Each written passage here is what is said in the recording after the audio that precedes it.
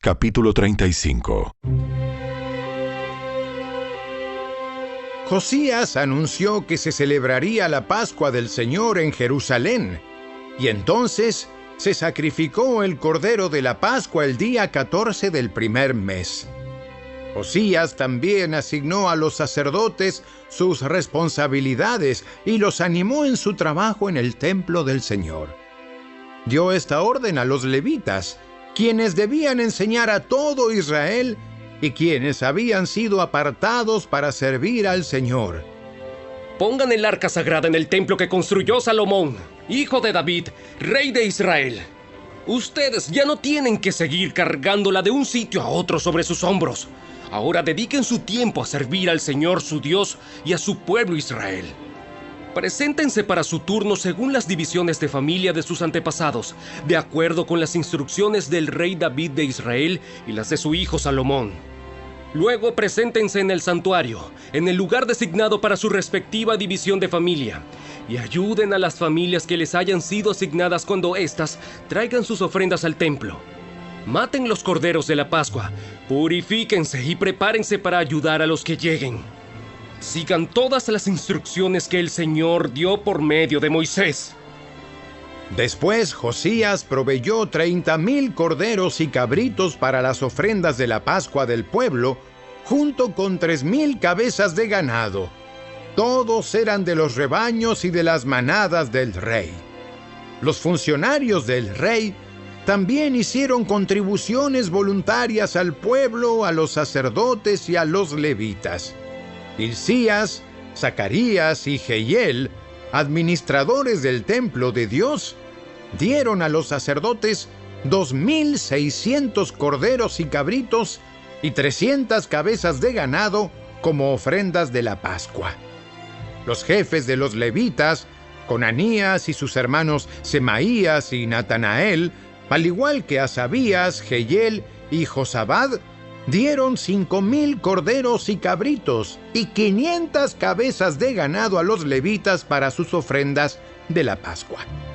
Cuando todo estaba listo para la celebración de la Pascua, los sacerdotes y los levitas ocuparon sus lugares, organizados según sus divisiones, tal como el rey lo había ordenado. Luego los levitas mataron los corderos de la Pascua y presentaron la sangre a los sacerdotes, quienes la rociaron sobre el altar mientras los levitas preparaban los animales.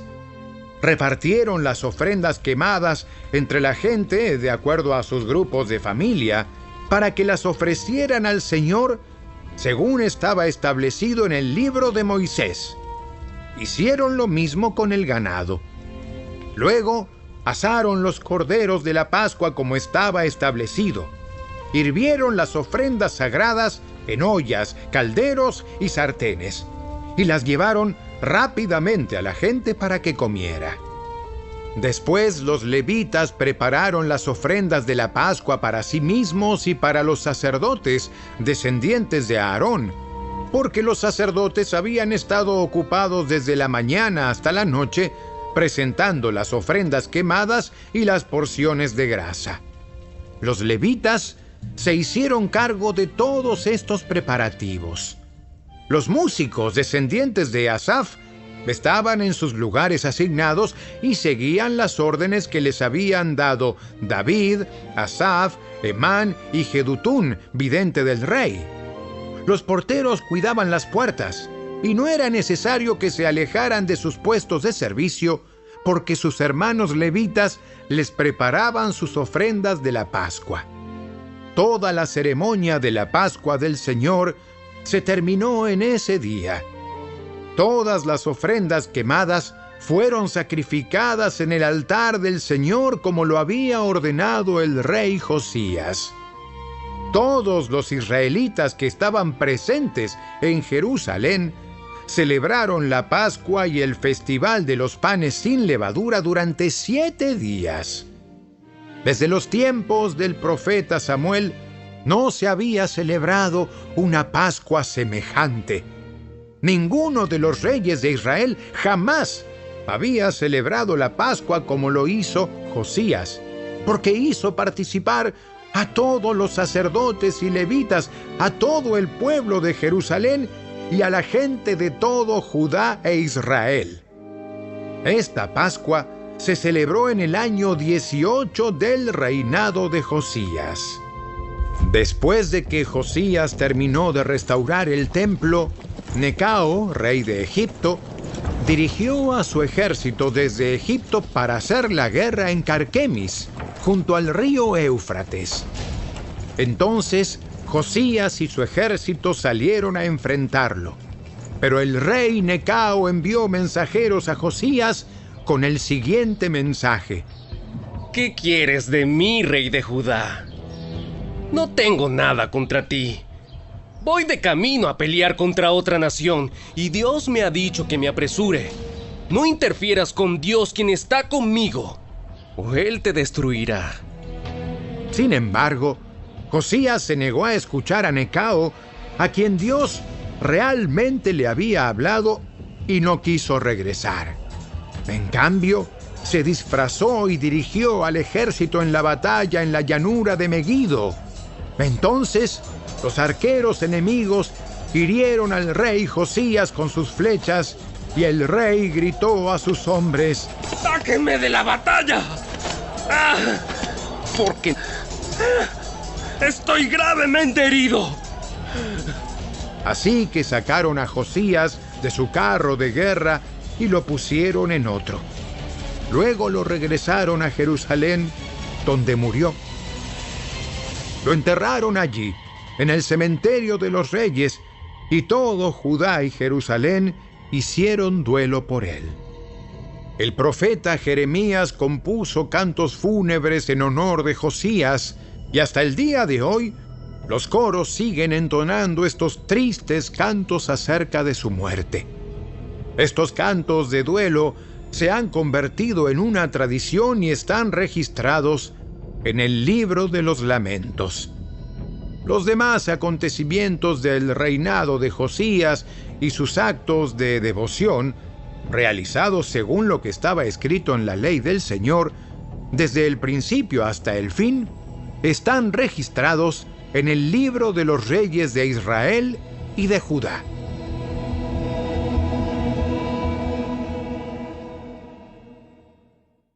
Capítulo 36. Entonces la gente de la nación tomó a Joacás, hijo de Josías, y lo proclamó el siguiente rey de Jerusalén. Joacás tenía 23 años cuando subió al trono y reinó en Jerusalén 3 meses.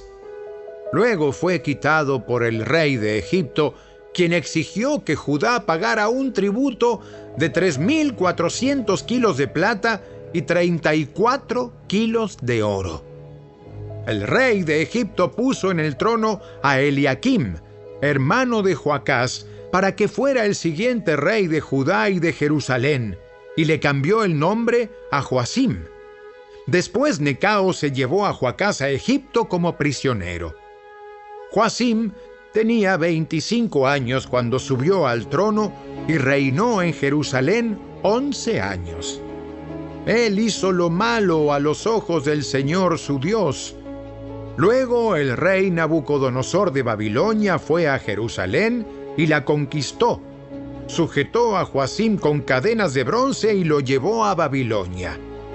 Nabucodonosor también se llevó algunos de los tesoros del templo del Señor y los colocó en su palacio en Babilonia. Los demás acontecimientos del reinado de Joacim, incluidas todas las maldades que cometió y todo lo que se descubrió en su contra, están registrados en el libro de los reyes de Israel y de Judá.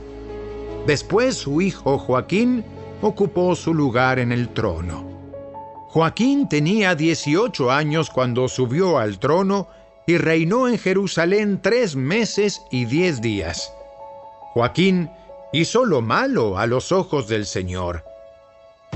En la primavera de ese año, el rey Nabucodonosor llevó a Joaquín a Babilonia. En esa ocasión, también se llevaron muchos tesoros del templo del Señor. Nabucodonosor puso en el trono a Sedequías, tío de Joaquín, para que fuera el siguiente rey de Judá y de Jerusalén. Sedequías tenía 21 años cuando subió al trono y reinó en Jerusalén 11 años. Sin embargo, Sedequías hizo lo malo a los ojos del Señor su Dios y se negó a humillarse cuando el profeta Jeremías le habló directamente de parte del Señor. También se rebeló contra el rey Nabucodonosor, a pesar de que había hecho un juramento de lealtad en nombre de Dios.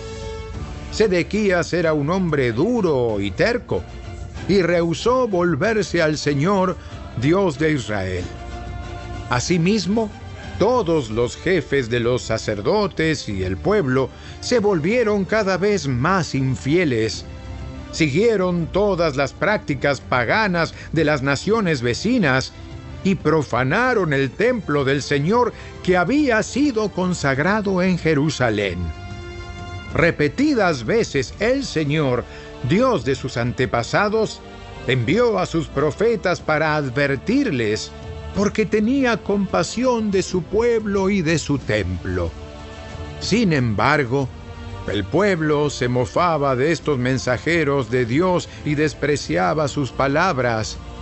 Se burlaron con desprecio de los profetas hasta que el enojo del Señor no pudo ser contenido y ya no se podía hacer nada. Entonces, el Señor mandó al rey de Babilonia contra ellos. Los babilonios mataron a los hombres jóvenes de Judá y los persiguieron incluso dentro del templo. No tuvieron compasión de la gente y mataron tanto a los jóvenes como a las muchachas, a los ancianos y a los débiles. Dios los entregó a todos en manos de Nabucodonosor. El rey se llevó a Babilonia todos los objetos grandes y pequeños que se usaban en el templo de Dios y los tesoros tanto del templo del Señor como del palacio del rey y de sus funcionarios. Luego su ejército quemó el templo de Dios, derribó las murallas de Jerusalén, incendió todos los palacios y destruyó por completo todo lo que había de valor. Se llevaron desterrados a Babilonia a los pocos sobrevivientes y se convirtieron en sirvientes del rey y sus hijos hasta que el reino de Persia llegó al poder. Así se cumplió el mensaje del Señor anunciado por medio de Jeremías. La tierra finalmente disfrutó de su tiempo de descanso y quedó desolada hasta que se cumplieron los 70 años, tal como el profeta había dicho. En el primer año de Ciro, rey de Persia, el Señor cumplió la profecía que había dado por medio de Jeremías. Movió el corazón de Ciro a poner por escrito el siguiente edicto y enviarlo a todo el reino. Esto dice Ciro, rey de Persia: el Señor, Dios del cielo, me ha dado todos los reinos de la tierra. Me encargó construirle un templo en Jerusalén que está en Judá. Cualquiera que pertenezca a su pueblo puede regresar para realizar esta tarea. Y que el Señor, su Dios, esté con ustedes.